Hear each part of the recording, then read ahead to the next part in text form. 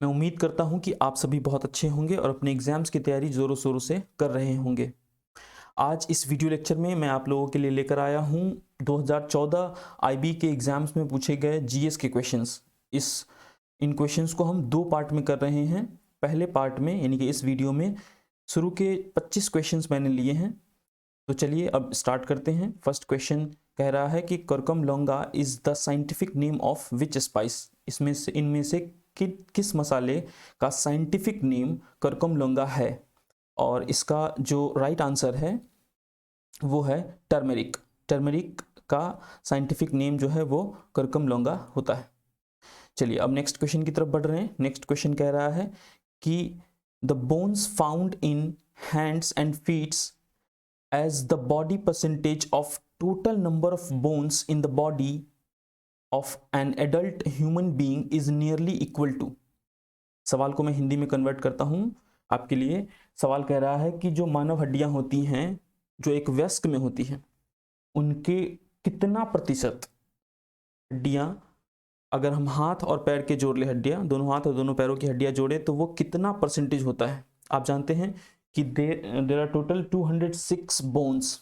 Total जो है वो 206 हड्डियां होती हैं ह्यूमन में, एक एडल्ट की अगर बात करें तो। इसमें से अगर पैर और हाथ की हड्डियों को जोड़ें तो अप्रॉक्सीमेटली 100 होता है। 100 से थोड़ा ज़्यादा होता है। देखिए आप जानते हैं कि एक हाथ में 27 बोन्स होते हैं जबकि एक लेग में 30 बोन्स होते हैं। ठीक है, तो इस प्रकार से दोनों को अगर जोड़ दिया जाए तो 114 हड्डियां हैं जो हाथ और पैर में होती हैं, which is approximately is equal to 50% of 206। 206 का लगभग 50% है जो हाथ और पैर की हड्डियां होती हैं। नेक्स्ट क्वेश्चन की तरफ आगे बढ़ रहे हैं। क्वेश्चन नंबर 3 कह रहा है कि Europeans are believe to be have bought the potatoes in to India in 18th century। Which region of the world is believed to be the origin of potato cultivation। सवाल कह रहा है कि ऐसा माना जाता है कि जो यूरोपियंस थे वो 18वीं सदी में आलू को इंडिया लेकर आए। तो सवाल में पूछ आपसे ये रहा है कि दुनिया के किस रीजन में ओरिजिन था पोटैटो कल्टीवेशन का। पोटैटो कल्टीवेशन की शुरुआत दुनिया के किस रीजन में हुआ? और इसका जो सही उत्तर है यानी कि right answer is southern Peru. Peru में इसकी शुरुआत हुई थी कल्टीवेशन ऑफ पोटैटो की। Peru is a country in south America. South America की एक कंट्री है और इस कंट्री की जो कैपिटल है वो है लीमा और जो करेंसी है वो है सोल। चलिए अब नेक्स्ट क्वेश्चन की तरफ आगे बढ़ रहे हैं। नेक्स्ट क्वेश्चन कह रहा है कि Oymyakon is generally considered the coldest inhabited area on earth. In which country the Oymyakon is located in. सवाल कह रहा है कि ओएमाकॉन को माना जाता है कि दुनिया का सबसे ठंडा स्थल है जहां पे इंसान रहते हैं। तो पूछ आपसे ये रहा है कि ओएमाकॉन दुनिया के किस देश में है, किस जगह पे ये लोकेटेड है? और इसका जो सही उत्तर है, जो राइट आंसर है, दैट इज रशिया। रशिया में ये ओएमाकॉन है। नेक्स्ट क्वेश्चन है क्वेश्चन नंबर 5। क्वेश्चन नंबर 5 कह रहा है कि which gland in the human body is also known as third eye. सवाल कह रहा है कि मानव के शरीर में जो ग्रंथियां होती हैं उनमें से कौन सी ग्रंथि यानी कि कौन से ग्लैंड को हम थर्ड आई कहते हैं? और थर्ड आई के नाम से जाने जाने वाला जो ग्लैंड है वो है पीनियल ग्लैंड। पीनियल ग्लैंड को थर्ड आई कहते हैं। थर्ड आई क्यों कहते हैं? थर्ड आई भी कहते हैं या फिर क्लॉक भी कहते हैं इसको। क्यों कहा जाता है इसको थर्ड आई या फिर क्लॉक? जो हम रात को सोते हैं या फिर हम सुबह उठ जाते हैं तो इसका एक टाइम है जो इस टाइम को मैनेज करता है कि कब उठना है कब सोना है, वो पीनियल ग्लैंड का काम है, इसलिए इसको हम थर्ड आई कहते हैं। नेक्स्ट क्वेश्चन की तरफ बढ़ रहे हैं। नेक्स्ट क्वेश्चन कह रहा है कि leukaemia is a group of cancers that usually begins in bone marrow that and results in high numbers of which abnormal cells। कह रहा है कि ल्यूकेमिया जो है एक तरह का कैंसर है जो कि बोन मैरो से शुरुआत होती है। बोन मैरो से इसकी शुरुआत होती है और परिणामतः ज़्यादातर एबनॉर्मल सेल्स को ये क्रिएट करता है। किस तरह के सेल्स को ये एबनॉर्मल बनाता है? And that answer is white blood cells. WBC यानी कि वाइट ब्लड सेल्स जो है उसको ये डिस्ट्रॉय करता है।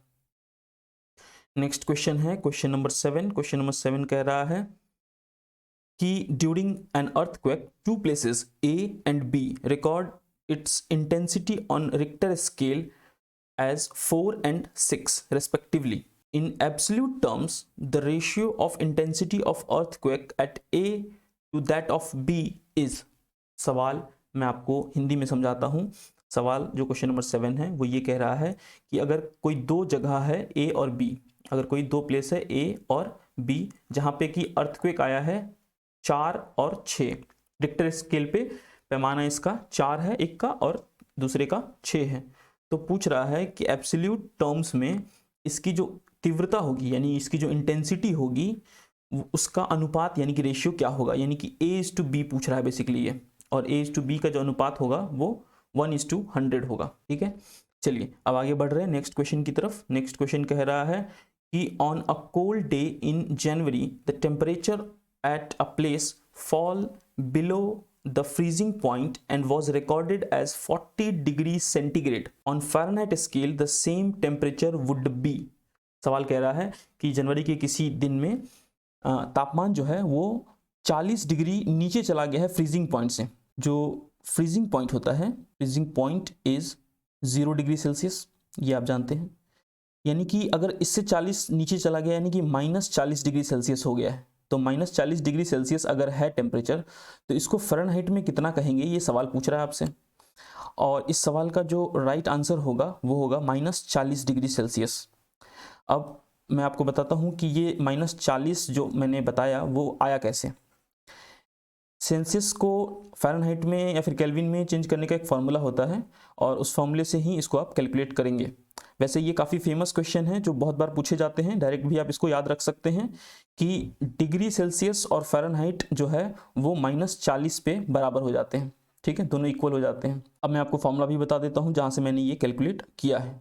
Formula is C/100 is equal to F - 32/180। ठीक है, इसमें आप C की जो वैल्यू है वो पुट करेंगे -40, तो यहाँ से आपको मिलेगा, देखिए ये 0 तो कट जाएगा इससे, है ना, तो यहाँ बच जाएगा 5 और this will be equal to F - 32 और यहाँ हो जाएगा 9। ठीक, इसको आप सॉल्व करेंगे तो ये यहाँ इस साइड मिलेगा आपको -8, तो सॉल्व करने के बाद जो वैल्यू बनेगी वो होगा, जो इक्वेशन बन रहा होगा वो होगा -72 इज इक्वल टू F - 32 और फिर यहाँ से जो F की वैल्यू आ जाएगी वो हो जाएगा -40। तो ये रहा इसका सोल्यूशन, और इस फॉर्मूले को आप चाहें तो याद रख सकते हैं, वरना इस पर्टिकुलर सवाल की अगर बात करूं तो बहुत ही फेमस क्वेश्चन है। सवाल कई बार ऐसे पूछता है कि सेल्सियस और फ़ारेनहाइट कितने डिग्री पर सेम होते हैं, तो आंसर है -40 डिग्री सेल्सियस। चलिए अब नेक्स्ट क्वेश्चन की तरफ मूव कर रहे हैं। नेक्स्ट क्वेश्चन आपके स्क्रीन के ऊपर है, question number 9। Universal gas constant R is a property of, कह रहा है कि यूनिवर्सल गैस कांस्टेंट जो होता है जो कि R से डिनोट किया जाता है, तो ये किसकी प्रॉपर्टी होती है, तो ये सिर्फ और सिर्फ आइडियल गैस की प्रॉपर्टी होती है। मतलब जो आइडियल गैस इक्वेशन होता है PV = nRT, आप ये इक्वेशन जानते होंगे, PV = nRT। तो यहाँ पे जो R है this is universal gas constant, और ये जो होता है ये सिर्फ और सिर्फ आइडियल गैस इक्वेशन है। ठीक है, तो इसका जो आंसर हो जाएगा वो आइडियल गैसेज हो जाएगा। चलिए अब नेक्स्ट क्वेश्चन की तरफ मूव कर रहे हैं। Next question is question number 10। Question number 10 कह रहा है कि in which place was the first science congress held in January 1914। पूछ रहा है कि पहली बार साइंस कांग्रेस जो कि जनवरी 2014 में हुआ था वो कहाँ हुआ था, तो वो हुआ था कोलकाता में। आपसे सवाल ये भी पूछ सकता है जो इसमें इंफॉर्मेशन दी है कि फर्स्ट साइंस कांग्रेस कहाँ हुआ था, तो उसका आंसर फिर हो जाता 1914। चलिए अब आगे बढ़ रहे हैं नेक्स्ट क्वेश्चन की तरफ। Next question is question number 11। Question number 11 आपके स्क्रीन के ऊपर है। सवाल मैं आपके लिए पढ़ रहा हूँ। सवाल कह रहा है कि the class of elementary particles bosons was named after Satyendra Nath Bose. देखिए एक पार्टिकल है जिसको कहा जाता है बोसोन, हिग्स बोसोन का नाम सुना होगा आपने। तो ये जो बोसोन जो नाम है ये सत्येंद्र नाथ बोस के नाम पे रखा गया है, जो कि एक इंडियन फिजिसिस्ट थे। ठीक है, तो अब आगे ये तो इन्फॉर्मेशन दे दी, सवाल में आगे पूछ रहा है कि which of the following Indian scientists graduate from the presidency college Kolkata as a classmate of Satyendra Nath Bose. कह रहा है, सवाल देखिए पूछ ये रहा है कि जो सत्येंद्र नाथ बोस थे, जिनके नाम पे बोसोन्स जो एलिमेंट्री पार्टिकल का नाम दिया गया है, तो इनमें से उनके क्लासमेट कौन से थे?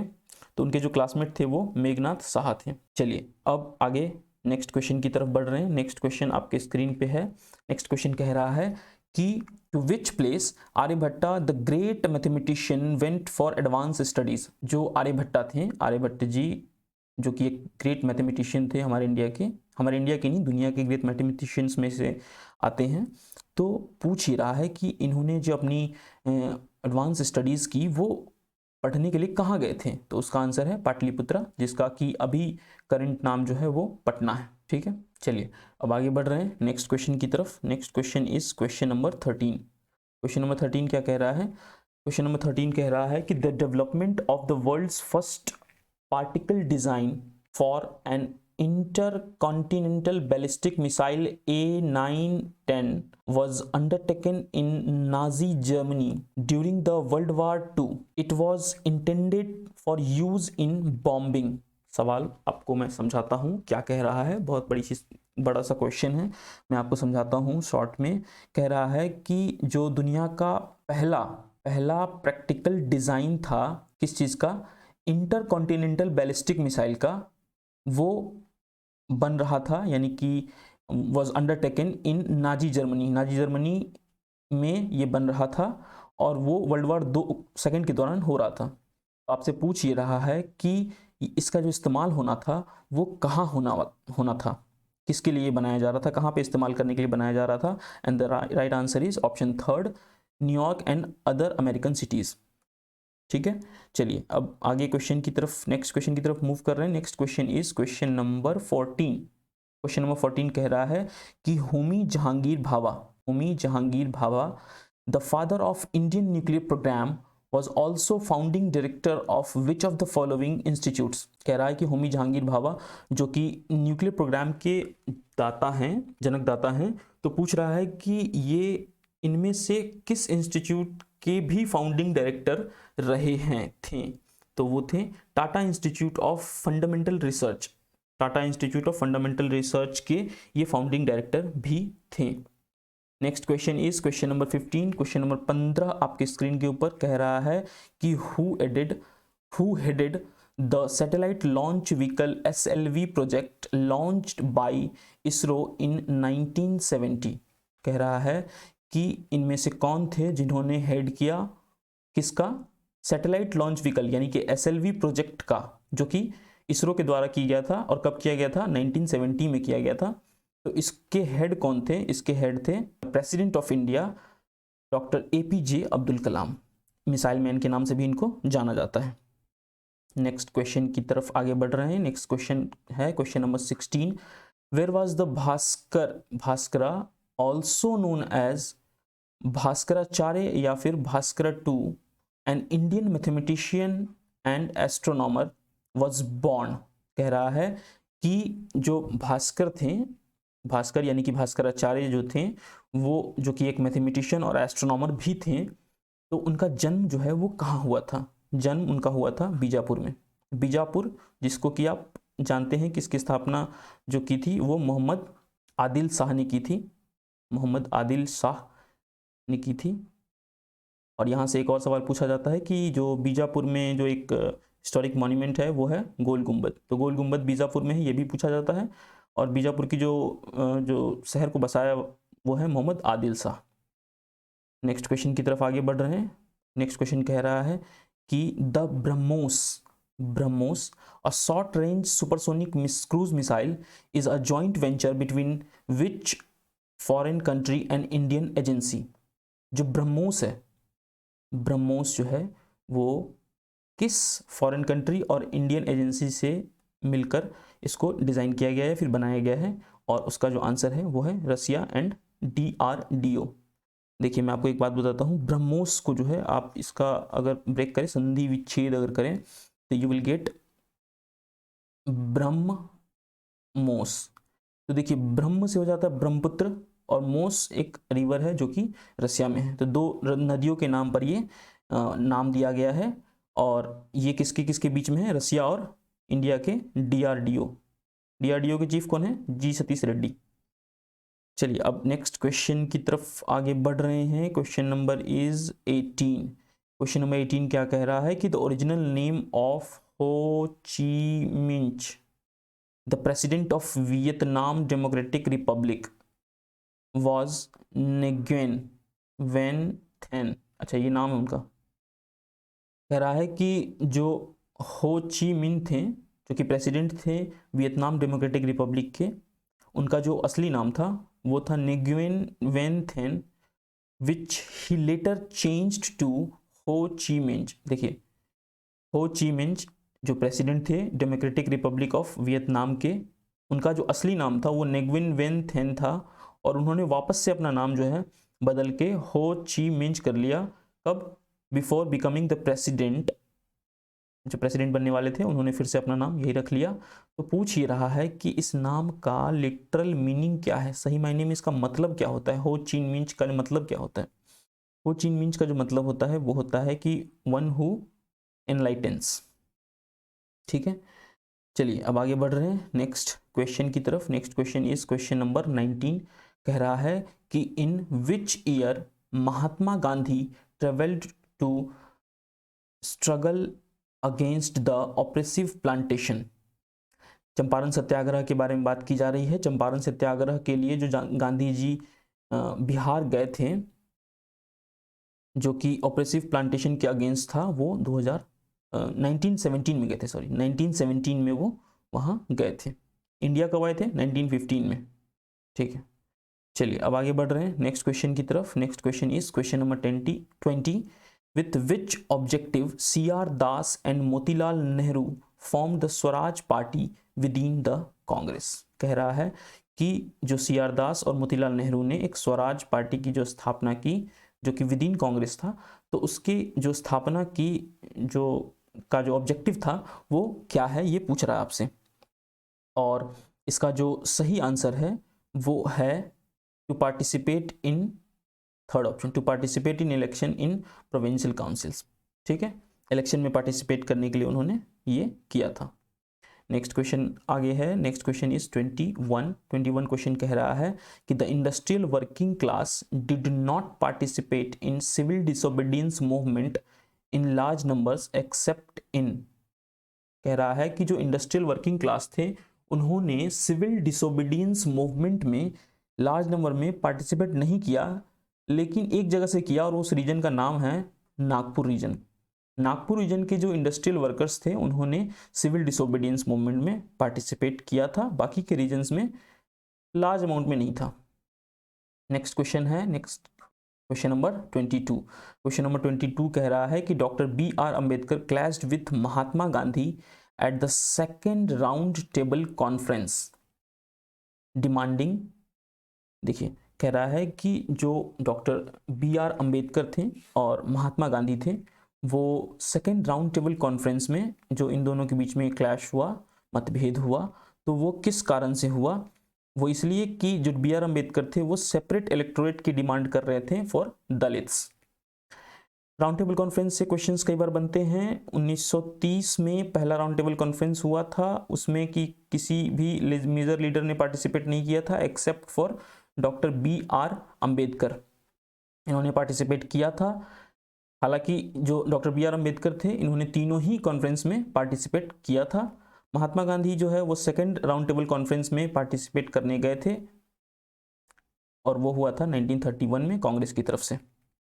चलिए अब आगे बढ़ रहे हैं नेक्स्ट क्वेश्चन की तरफ। Next question is question number 23। Question number 23 कह रहा है कि a scene of wrestling match in Bombay's hanging gardens.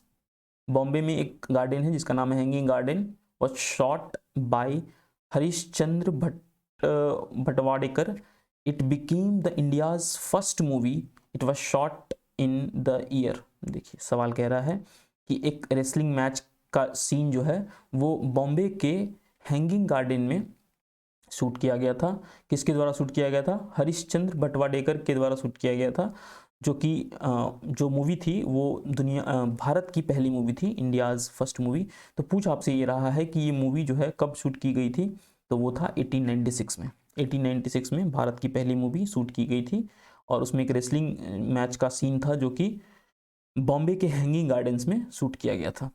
चलिए अब नेक्स्ट क्वेश्चन है क्वेश्चन नंबर 24। क्वेश्चन नंबर 24 कह रहा है कि which famous leader once said we would not have made economic progress if we had not to interview on very personal matters, how you live, the noise you make, how you spit। और ये जो कहा था, जो leader थे वो थे ली कुन यू, जो कि सिंगापुर के थे। अब next and the last question of this video is who brought the printing press for the first time in India in mid 16th century. सवाल कह रहा है कि प्रिंटिंग प्रेस जो है भारत में पहली बार जो कि 16वीं सदी में आई थी, तो वो कौन लेकर आए थे, और वो जो लेकर आए थे वो थे पुर्तगीज मिशनरीज जो हैं वो इंडिया में 16th सेंचुरी के मिड में लेकर आए थे प्रिंटिंग प्रेस को। चलिए, तो उम्मीद करता हूँ कि आपको ये वीडियो पसंद आया होगा। अगर ऐसा है तो आप इस वीडियो को लाइक करें और मेरे इस चैनल को सब्सक्राइब करें। आप कमेंट करके बताएं कि आपको ये वीडियो कैसा लग रहा है, और ये भी कि क्या मैं इस वीडियो की सीरीज़ को कंटिन्यू करूं और आगे मैं इस तरह की वीडियोस लेता हूं। चलिए, तो अब इसी के साथ मैं आपसे लेता हूं अलविदा। Thank you.